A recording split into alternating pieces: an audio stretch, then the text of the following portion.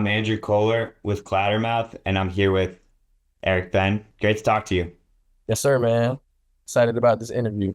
We're gonna be talking about American Fairy Tale Deluxe and just the whole album. But before we get into that, let's talk a little bit about like just music in general. Like, how did you get into music and making music? Well, honestly, bro, it's just always been a thing. My mom was my music teacher when I was a kid. My mom has her, like that was literally her career. She was a music teacher. So it was something that I would consider. I really didn't have a choice in it. Like rides home from school were um kind of centered around her making lesson plans. So like I have an eclectic ear because like sometimes I listen to Beethoven or Bach because he was making lesson plans, or like I would listen to like I'm deep rooted in the church. Or I would listen to like Kurt Franklin or John P. Key or Fred Hammond. So I got an opportunity, like subconsciously, I just got an opportunity to hear music because it was my mom's profession. Mhm. So I that's the way I fell in love with it. Anything that she was interested in usually had something to do with music. So it was just a natural part of my upbringing. So, you know, I had this very diverse range of music that my mom introduced me to. And then because I grew up at the time that I grew up, hip hop and R&B was such prevalent and like burgeoning genres, right? So I got an opportunity to be a student of whatever my mom was doing, and then like I got to grow into whatever it is that I was listening to. I'm from Virginia Beach, so the Missy Timberland and Pharrell thing was like happening while I was a kid. And I truly believe that if you don't see it for yourself, it's kind of hard to imagine you doing it. So I literally got to see Pharrell when he started. When he was creating the SWV remix and really started popping when he did the Mystical and the Noriega production. Him and Chad, just nerd in general. When they were starting, I was like a kid when that was happening. So I was so impressionable. It was such a big deal to me because people who came from my city were like becoming superstars. So I think like it was just like right place, right time for me. Like I was such an impressionable kid. And music was just like it was my air at that time, man. I mean, it still is, but like being a kid and being around that type of stuff, it was just I didn't know what to do with myself. Like I couldn't wait to go to the record store and buy singles, like buy the cassette tapes. Like it was such a big deal to me, man. So Yeah. yeah, man, it's just always been a part of who I am. And like when you started writing your own, like how did you start making your own original music and like recording that music? Well, um, wow. Well, I love to write. Like I'm just a writer in general. So like the things that really pique my interest are like very interesting cadences and interesting um figures of speech. So like I used to write poems when I was a kid. Like so it wasn't necessarily like me writing music, but I used to like enjoy like sonnets and like poems and like so that I started doing that and then like I've always been able to sing. So I'll never forget like the first time I heard Usher, like Usher has a self debut album called Usher, when he was working with Puff Daddy, and I think that like that was like the first time I was like, oh, I could do this. So like I remember I recorded myself over top of like I dubbed that beat. I just kind of looped it on tape. Um, and like honestly, bro, like stuff like that just came natural to me. It wasn't like I was so infatuated with the craft of it. Like it's always just been a thing. So I did that when I was a kid, and then like Virginia was just such a budding scene for music. Um, One of the members of Blackstreet had a studio at home. Like Pusha and Malice had studios at home. Like I recorded in all of those studios, so it's just like a thing that I did because I just loved it so much. I never like being famous was never a thing that I wanted to do. I just wanted to record. I just wanted to make music. Um, and at that time, like everybody was doing it, so it was like no different for me. I didn't even look at myself as like somebody that was a standout. I just felt like everybody was doing it. I'm a big fan of writing in general. I like great screenplays. And just general, I'm a big fan of writing. So I just used to write stuff, and then I added my own cadences and my own melodies to it. And that's kind of what it was. Yeah. You do have a like a really strong like pen game.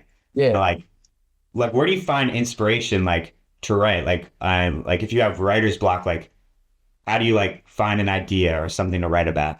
bro, I don't believe in writer's block. I feel like that's an excuse. I just don't believe in that. I think that's bullshit. Honestly, um, like that, everything that you write is not gonna be like this amazing like work of art, and that all of that shit, like art is subjective. So like, if I write a children's book, it's not supposed to be this like eloquent ass like piece of Yeah. like material. It's not supposed to be like so. Sometimes I write songs that are straight to the point. Sometimes I write songs that are very deep and like profound, Hmm. but it's not always supposed to be there. Like GNX proves that, right? Exactly. Like GNX proves that. Sometimes stuff it just got to be right directly in your face, and sometimes people need to listen 3 or 4 times to truly like grasp the message that you're trying to get across. Um, but like life is my biggest inspiration, bro. Like Yeah. first time I heard Peekaboo, I was like, what the fuck is like what is that? Like I can't believe like this doesn't even sound like a human made it. And then the first time that I heard like Nas's Rewind, where he like tells the story backwards, like And stuff like those moments are the same thing to me. One I was like a teenager, and the other one was like somebody that is a contemporary of mine, like somebody that's my age that may be something. Those are two completely different things.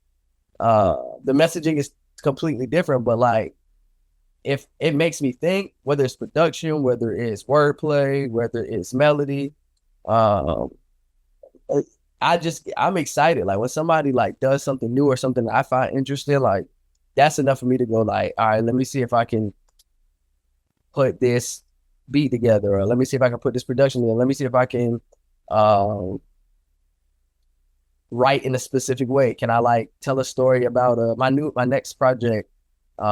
It's basically all car innuendos, so it's an acronym for ride, but like it that was my challenge. Like, can I make a bunch of songs that have some symbolism around the car? Right, mhm. like that. It's all about just like challenging myself, and continuing to be like interested. Like I think a lot of people make music and they're not really interested in what it is. Like they know that it'll sell and they know that it's because they already have a pretty popular fan base, people are gonna listen to it. But are you still as interested in this shit as you were when you first started? I think that I'm always interested. I'm so interested in making music. Yeah. Um, and when it comes to like American Fairy Tale, your new album, like what does that mean to you? Like American Fairy Tale? Yeah, so like I'm from Virginia. Um, Virginia is the capital of the Confederacy. So like this construct of racism is something that was extremely prevalent when I was a kid. So like overt and covert racism is like the big thing, especially in the South. So um this idea or concept that like everybody has the same ability to pull themselves up from their bootstraps is just not true. So the American fairy tale is like this thing that's been sold to us. Like a fairy tale is like this knight in shining armor coming to rescue. Like that shit is just not real. Well, from my Mhm. cultural perspective, it's not real. Yeah. So the whole point of me making this project was this is like soul music for me. This is literally you get my perspective of what this the American dream, quote unquote, is. Yeah. Um, um, you know, it's raw, it's like vulnerable. These are just like my true feelings. Like this isn't supposed to necessarily make you feel good because once you realize that the fairy tale that this is sold to you is not real, it don't feel good at all. Yeah. Right? So that's the whole concept of the project. Like it was me really stepping out and again challenging myself to pin the best concept that I could. Telling the story of a young black man from the South. My story as a young Mhm. black man from the South. And like when you started making this album, like did you know like this is what it's gonna be? Like every song you made, like this is for this album? or were you just making? This is probably the first time I was intentional making music. Like I didn't make anything else but this when I was doing it. And it like I started in 2021. So like when like once I locked into this concept, like I was doing a lot of reading. I was like, it was just a lot of stuff that I was doing. Or that's my father, by the way. But I was doing a bunch of reading and like really tapping into this specific concept. Like I think may have written one song at this time, and it was a song by a good friend of mine by the name of Saki called "The Hypocrite's Prayer." It's the only feature I did. I didn't do any like references for anybody else. Like I was stuck in this. And it took a while because I was also like extremely hesitant to like, should I put this out? Like people are accustomed to like R&B music to me, and this is not that. Yeah. It's a very like soul project. So like, I was a little hesitant, and it took a while for me to get comfortable with like really creating the music that I think people needed to hear. This album, it has a lot of like features and like really good rap features. How did collaboration play a role in this album, and how did you choose who you wanted on this album? These are just the homies, man. Like every single person on this project is just like somebody that I don't. The relationship isn't music, right? Like it's like family. So from Mark Ferd, who is like that's like my older brother, like he's literally like my older brother. Al Doms is like my younger brother. Yeah. Jesse Boone is like my cousin. My best friend is his older cousin. Michael Millions is literally a Virginia legend. Like these are all people that I have like very, very, very good relationships with. So when I sent the songs off, or like we even had conversations around what I was doing, they already knew because the relationship had nothing to do with music. Like this was, I think they just lent their hand into the story that I was already telling. Because we had already had like real conversations about where I was, what I was doing, where my mind was. So it was really easy for me to do this. And then London McCoy, who is really, really, also a really, really good friend of mine on Come As You Are. Like all of these people, every single person on this project is somebody that, again, like I said, it was super intentional because, it's Smith Knight. Smith is like a younger brother of me as well. So, and noticeably, all of these people, other than London, are people from Virginia. So, like, the story is rooted in this Southern feeling that I have. So, like, I was really, really intentional and like really purposeful about how I went about choosing a feature for this one. And like, did you like kind of tell them like what themes or like what you kind of wanted them to say, or give them full creative? Nah, you do your thing. That's what I'm saying. Like, when I sent, they already knew that I was making this project. So, yeah, because we were having conversations, I feel like when it comes to features or like anything in that matter, like I didn't necessarily. This project isn't music to me. This is like an autobiography. So I would much rather people that I know have a say in what the project is or how I'm going to depict the story. But because I know them like in real life, I don't need to tell them anything. Like, here, man, listen to the song. The theme should speak to you. You know me well enough to let the theme speak to you, and you do your thing. So like, I already knew, and those guys they're uber talented. Like they're this numbers and like streams don't really matter. I'm just talking about like real talent. Those are some of the most talented people I've ever met in my life. So, I really didn't feel like I needed to say anything to anyone. It and along with singing, like you're obviously a singer. You also have some rap verses, like in compartmentalize and like feels. When did you start rapping? I don't really like. Like I said, bro. I'm just a huge fan of music. Like, I feel like I am a rapper that can sing. That's what I feel like. Like, Yeah. Because again, like the base of this, even though like I've always sang and like singing is such a big part of who I am. If the words don't hit, then the song's not good for me. Right? Like if it's not interesting, I'm a huge West Side Gun fan. Right? He keeps things interesting. Like, I love Stove God. I wanted to be interested in what you're saying. Like, dang, why? It could be very simple, but like, why'd you choose to say it like that? Right. So like, I'm a Nas fan. Like, I'm a Stax fan. Like, I'm an Andre 3000 fan. It's not about what you say; it's about how you say it. So like, people look at me as this R&B singer, but I think that the reason why people like feel so strongly about the songs that I write is because of the way they are written, and I think that that's what makes rap music good. Like, what you said, what did you say, how did you say it? Is it a certain dialect? Do you represent the region where you're from? Like, how, like, all of that stuff is super important. I feel like some of it's been lost in a lot of the ways, but like writing is so important to me. So yeah, I may sing, but like as far as me being able to find a cadence to rap, I can do that anytime. And I've done it before in like old songs that I have, or like so I'm always comfortable going into that pocket. So yeah, like I don't necessarily I don't look at either one of them any different. Like I just feel like, oh, this song requires me to rap or use a much more monotone cadence or monotone melody than like a very like R&B driven song. And like you said, like you were listening to like classical music, Mhm. and like I hear the Pharaoh's dance sample on Righteous. Yeah, yeah, Like, yeah, how yeah. do how do other genres like play a role in your original music? That's great, man, that you noticed that. That's awesome. Again, I'm a music teacher's kid, bro. So like jazz is the shit. What? Like a lot of what so the first time that I heard Pharaoh's dance, um like I could not believe it. Like, and it's just the first bit of the sample. So like I was like, what is this? Like what like that's the stuff that gets me really excited. I'm like, oh my God, like Mhm. how did you Yeah. even do this? Like how did you create what made you make this? Right. So all it takes is like I said, like that's like the first 8 seconds of the loop.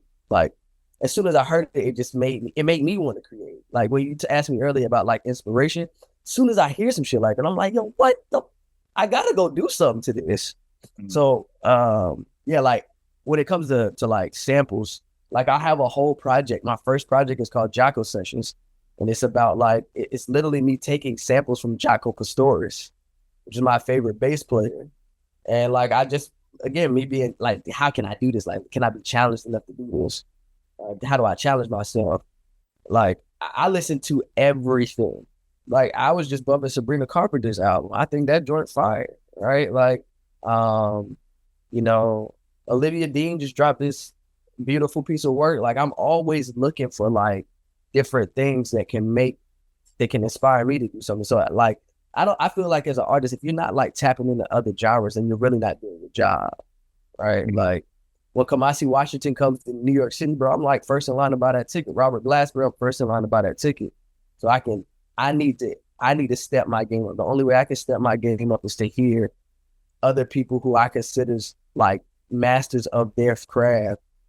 I gotta see it myself, man. So like, yeah, genre. If you're not taking in other genres, bro, you're stuck your growth as a musician.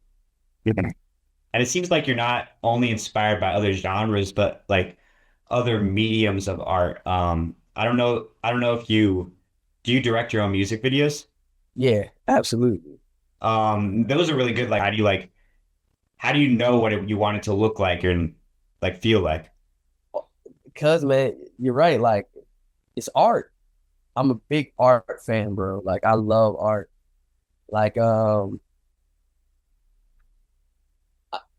again, like I think what's been lost, what we're losing is like the intention behind making stuff. So like I may like if my daughters are not at home, I may smoke a J and just watch a movie. Like I watched Shawshank Redemption because I haven't seen that movie in a long time, just to take in the cinematography of the movie. Like there are some bad movies that have great cinematography. There's also really, really bad movies that have great writing, right? So like, it, as an artist, like again, across all mediums, as an artist, can you take this stuff in? Can you be inspired by it, right? Like I'm always watching to see if I can pick up something. Like how do I? And it like it's not about doing like this crazy and grandiose thing. It's just about like, does it speak to what I'm saying? Like the content for Disillusion is just like very simple, but it speaks to it. It's solemn, it's lonely, right? Like, how do I portray that? Even though the music sounds big, the words, they're they're profound. So I need a way to represent that in the actual visual aspect of it. So yeah, man, like you're right. I'm just trying to learn. I just want to learn as much as I possibly can. Because if I learn, it'll keep my brain ticking. All right. So like as I continue to grow as an artist, like I have to take in more just to learn. Like I do have times where I just sit and I just write. That's also another like big practice of mine. I just sit and write. And usually when I sit and write, I come up with great ideas. So I take in as much as I possibly can from other mediums of art, as you said. And again, like just staying a student, bro. I just want to be a student for as long as I possibly can. Mhm. And like when it comes to the future, like what do you plan on making another concept album or Yeah. do you know what you do? Yeah. Yeah. Like my next album is a concept. It's all concept. Like I have to stay like I gotta stay interested, bro. I'm super ADD. Uh-huh. Like, cause like I can sit in my studio and I can like make like six. Oh, this is a great idea. Let me go do this, and then spend 6 weeks on that. But I have to like be intentional, like write down what I'm doing, be extremely proactive about what I'm doing, so that I can stay engaged and always stay engaged. So I may be writing for other people at times, but like I have to stay engaged with the stuff that I'm doing. And if I don't have like very clear concepts, I may go on tangents, like wild tangents. So yeah, the next project I'm like super proud of, man. Like I think it's gonna be really impactful. And I put a lot of time into it. So yeah, I'm really excited about it. And yeah, that sounds great.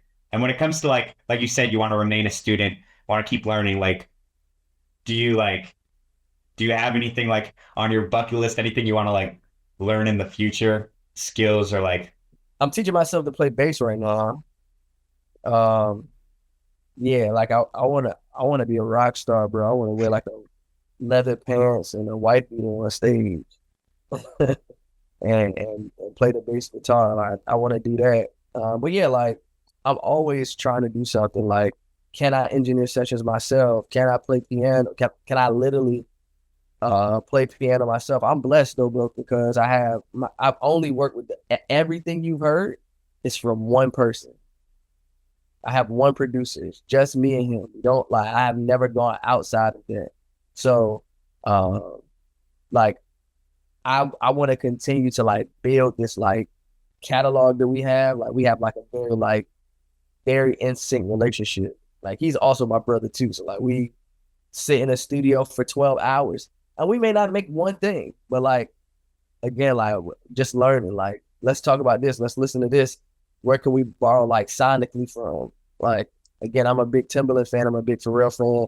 I'm the biggest Missy fan on earth. Like I'm Missy Elliott does not get the flowers that she deserves. So like I'm just trying to learn again, student. I want to learn the bass. I want to learn like fully play the piano with no help. Just like can I sit on a stage and have an acoustic set? Like that's a bucket list. Can I do that? Can I just have a piano and a bass right there, acoustic set, nobody else accompanying me and just like rock out? That's like a big goal of mine moving forward. are you playing live a lot? Yeah. I feel like you, especially, I don't think, I don't think people really get the full experience of my music unless you hear it live. Like it's a whole different concept. Like you get a whole different feel for it. Like you should feel differently about live music. Recorded music is great, but like that, like you really get to feel it. It's a different energy. So yeah, I'm setting up a lot of live shows next year. It's gonna be. I'm excited to be tired next year. I'll put it that way. Do you have like a band or are you playing like off? Yeah, always. What's it what's it like practicing with them? Or do you like is it like the same arrangement as it is on the off like the recording or you like change it up a little? Yeah, you got to. I mean, that's the whole part. Like, that's the point of hearing it live. Like people Yeah. come in expecting to hear it one way, but then when they hear it differently, it's like, oh man, like you've never heard feels the way that I'm gonna play it. Like, we mash up a lot of different stuff in these songs because again, like I'm probably borrowing from something I've heard, right? So like it's extremely important. It's really important to like, yes, I got you. I got you. It's really important for people to like hear it and experience it differently. Like the end of fields is only says by most Def. Like that I borrowed from that. So like when you come to the show, you may get up musically, you may hear that arrangement of fields or a transition into that. Like it's a lot of different things that you hear. Cause I like again, man, it's art. So I don't want you to think that you're coming to see this very uh predictable show. I don't want you to nothing about my shows that should be predictable for you. So it's like it's a whole nother creative outlet for you. It is. It's supposed to be. It literally is supposed to be. Like when you go if you go to a Kendrick show, like you're hearing completely different arrangements and renditions of these songs, man. So like that's literally the point. That's the point of live music. You're not supposed to think you know what's gonna happen. Right? I think that's a big. It's a very powerful part of being able to put on a live show. Yeah. I'm not many other questions left. Like, do you want to like give like 5 albums that you've been listening to lately? Ooh, oh yeah, definitely. So let me see. I know I just said that Olivia Dean joint. That joint crazy. So, um, Olivia Dean, the new Olivia Dean project is amazing. Like it's so good. What's the name? Let me make sure I got it. No, it's a beautiful piece of work. Um, what is it? The Art of Loving. That project is great, man. That one. Always, no matter what, I'm always listening to Stevie Wonder Visions. Intervisions. I'm sorry. Intervisions is my favorite album of all time. Number one album of all time. That is always in my rotation and never leaves. Um, let's see. Hills Have Eyes 3, West Side Gun. Always. Oh, West Side's my guy. Um, this. Oh, yeah. Wale's new album. Everything is a lot. It's crazy. Really, really. I'm a huge Wale fan. I love Wale. Um, let's see what else.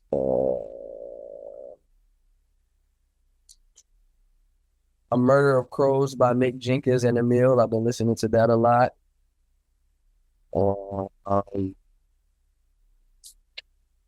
And Omarco Plus versus the Underworld. I love that project. It's like I run to that project a lot. I'm from Virginia, so like the clips, I've been listening to like guys, so I listen to that guys on the mountain every day. I'm from Virginia Beach, those are like, you know, those are like God level guys to me. And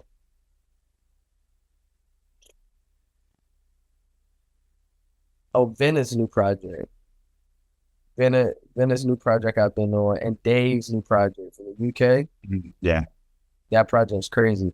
Malik, the Venna's project Malik, and then Dave's new project I've really been on.